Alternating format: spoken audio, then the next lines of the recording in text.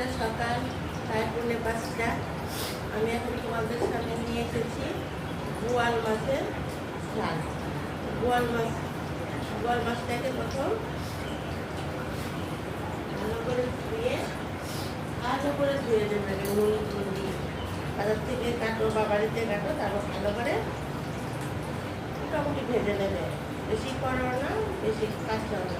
এটা তো ভেজে নিয়েছি, এটা ভেজে নিয়েছি, ছেড়ে দিই তারপর বলছি।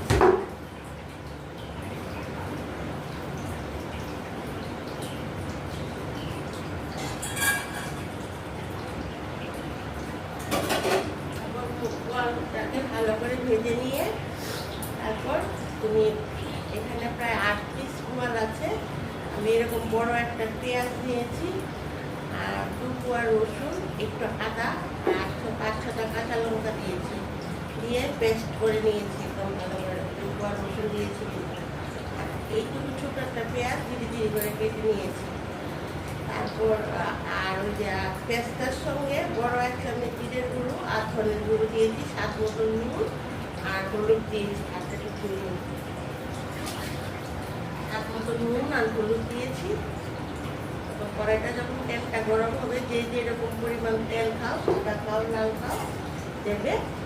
তারপর ওই পেঁয়াজটা ছোটো একটা পেঁয়াজ এটা দিয়ে দেবে। এটা যখন একটু ভাজতে পুড়ে না যেন ভাজা হয়ে যায়, তখন ওই যে বড় 8 পিস ভিজে দেবে। তখন দিলাম আরও কম হলে কম করে পেঁয়াজ দেবে, বড় একটা পেঁয়াজ, তারপর 1 টুকরা রসুন, একটু আদা, স্বাদ মতো নুন, হলুদ, 1 চামচ বড় 1 চামচ জিরের গুঁড়ো, তো 4 চামচের বড় চামচ দিয়েছি, 1 চামচ জিরের গুঁড়ো, ধনের গুঁড়ো দিয়ে তারপর মশলাটাকে ভালো করে কষিয়ে নিয়েছি।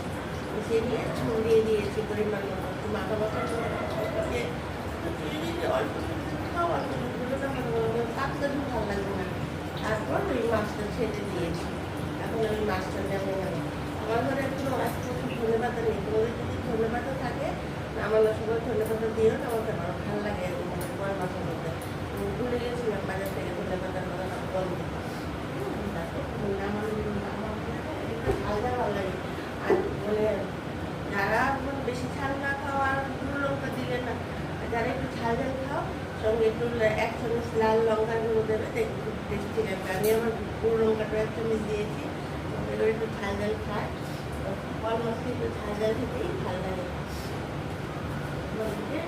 নামিয়ে দেখাচ্ছি বোয়াল মাছটা হয়ে গেছে।